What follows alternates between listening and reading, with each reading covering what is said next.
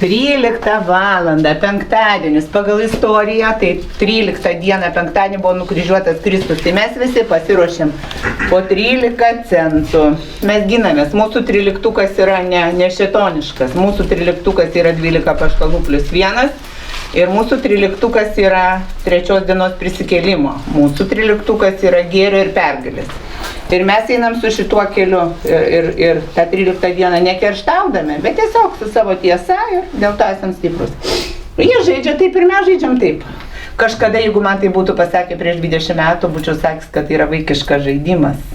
Bet šitą vaikišką žaidimą žaidžia mūsų valdžia, 13 diena, 13 valanda, penktadienis. Nebuvo daugiau sausio dienos, jokio dienos sausio mėnesį laisvos. Teismai padaryti. Mesgi galėjom šiandien dalyvauti ir iškilmėse, kas savo bendruomenėse, savo miesteliuose, savo miestuose. Mes irgi galėjom, kaip visi Lietuvos piliečiai, būti šios dienos, sausio 13 minėjimų renginių dalimi. Tu negirdėjai kažkoks mitingas ar dar kažkas? Šiais metais jie vis tik tai jau užsitvėrė Seime. Tai Seimo salėje, eilinį kartą apsidovanos patys save. Ir dabar dar įdomu, kad jų apdovanojimai teikiami ne tai, kad ten kažkas dalyvavo sausio 13, bet už tai, kad daug kartų dalyvavo sausio 13 minėjime. Va taip, ir tai galima apdovanoti, įsivaizduoju. Net jeigu mus šiandien ir uždarys, tai nereiškia, kad mes negalim turėti dublis 2, dublis 3, dublis 4. Linkėjimus ir dabar mus priima į salę. Aš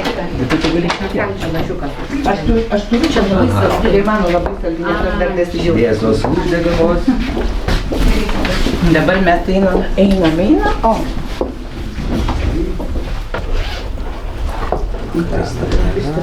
Ai va, ten ekraniukas per tą kompiuterį, bet jis rodo. Tai va, mes čia. Tai ačiū Anai ir Editai, pažiūrėk mūsų gražiosios merginos. Ačiū labai. Tu žinau, kai moteris palaiko, visada būna vyrai. Jūsų tinklalapio prieš džiazo ir ekspertai jau... Pasilaikė, nors ir dabar galima. Pasijungti. O kažkaip anksčiau sakydavai, kad per browserius netu atjungėsi. Tai mūsų pusė tiesa, šviesa ir... Na tai gerai, gal dabar baigiam reportažėlį, tada trumpa pas... Mes įgysim geros patirties. Matot, girdėt? Matau, girdžiu, viskas tvarkoja. Kauno kalėjimas, gal galit įjungti truputį vaizdą ir patikrinsit garsą kaip. Kokį šiesi svetimos sveikatos reikia.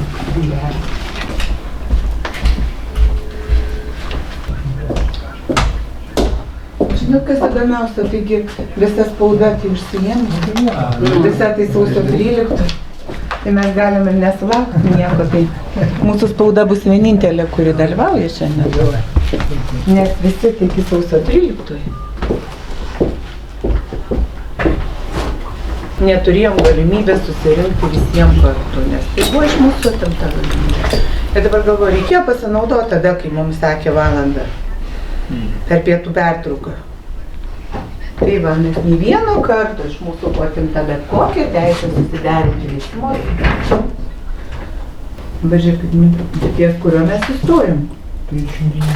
39 ir nepristatė priekio. Nu ten, kur Mindaugas negalės pristatyti, nes jam nuotys. Tai čia pats susietas.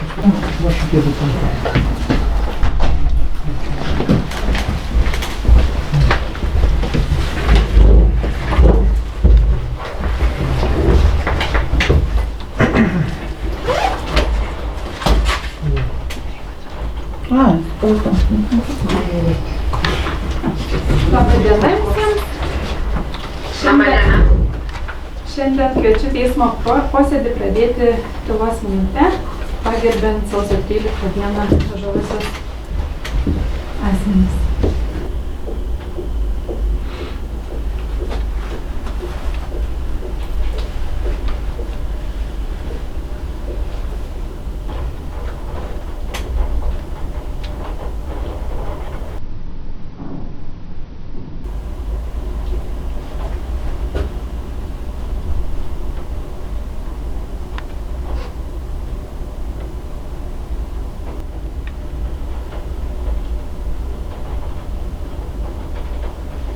Ačiū labai, skaiskit.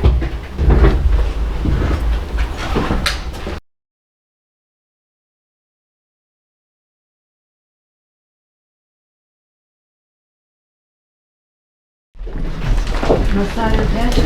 Penktadienį. Bet 13 valandą. 13 valandą penktadienį. Nutima, tu mane nustebė. Niekaip Kaip niekas. tikos prokuroras. Fantastiškai, Diva pasisakė fantastiškai. Ką tik baigėm teismo posėdį ir aš manau, kad visi komandos nariai pasirodė tikrai labai aukštų lygmenių.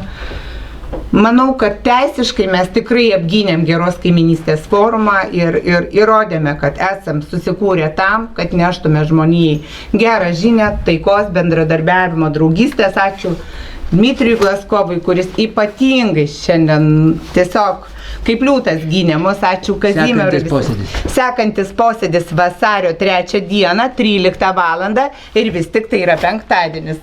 Neturėjome jokių spaudos atstovų. Tai yra normalu, nes visi užsiėmė sausio 13 renginiuose. Jie visi ten ir šiandien gera kaiminystė nieko nedomina. Visi bando užduoti klausimus apie sausio 13 ir sausio 13 tai yra tie įvykiai, kurių pagrindų buvo fabrikuojama byla Algirdui Paleckiui, nes būtent legendinė frazė "savis šaudė į savus" ir tapo pretekstu iškelti baudžiamąją bylą ir susidoroti su Algirdu Paleckiu. Kyla klausimas, kas tai yra savi ir ar tie, kurie šiai dienai sėdi Lietuvos valdžioje, užima Lietuvos administratorių postus, ar jie yra savi Lietuvai, tautai. Čia kiekvienas atsakykite savo. Bet šiandien tie žmonės drįsta paminėti sausio 13, pamiršę tautą, užsidarę jau šį kartą ne už metalinių vielų, bet saugiai užsidarę Seime, bijodami tautos ir tiesiog apdovanodami save eilinį kartą už tai, kad jie sugebėjo mus išduoti. Erika, šitai pradžioj posėdis prasidėjo gan įtemptai. Nes mes bandėm nušalinti 20 punktų, išvakarėse gavom atsisakymą nušalinti, teisėjos paaiškinimą, kad viskas čia gerai, akivaizdu, kad bylą norėta užbaigti.